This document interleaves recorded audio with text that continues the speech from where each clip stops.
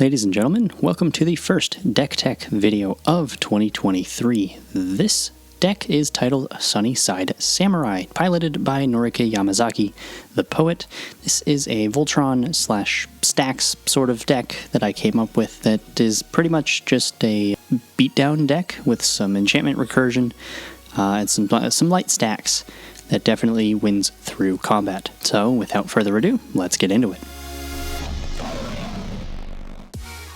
In the early game for this deck, you're going to want to land your cheap but efficient stacks pieces like Aura of Silence, Blind Obedience, Archon of Emeria, even Esper Sentinel was in this list, which is a card I actually don't put in too many lists in terms of stacks, namely due to price, but because I'm not actually building these to play with, they're just for videos, I figured I could take a little bit of leniency with more expensive cards. The other thing you're going to want to do with this deck is build a board with cheap creatures and your mana rocks like Eiganjo Exemplar, Hand of Honor, Soul Ring, and Felwar Stone to fill out those categories.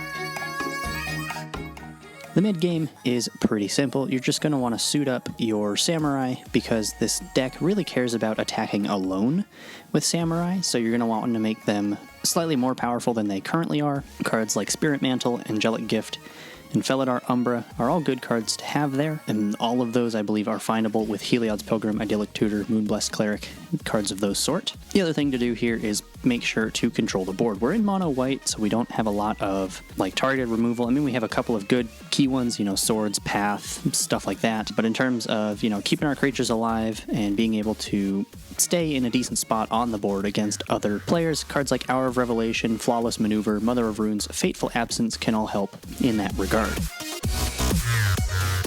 There isn't much for combo potential. I didn't put any known mono-white combos in the deck because I wanted to keep this a relatively simple combat-based deck.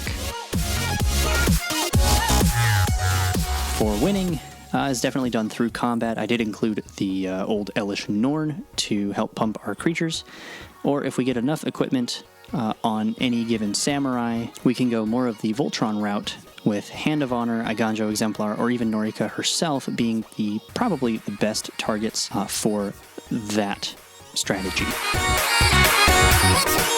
Now, the price point for this one, as of the time that I wrote this script, which was December 11th of 2022, the deck came to about $160.22. My final thoughts with this deck.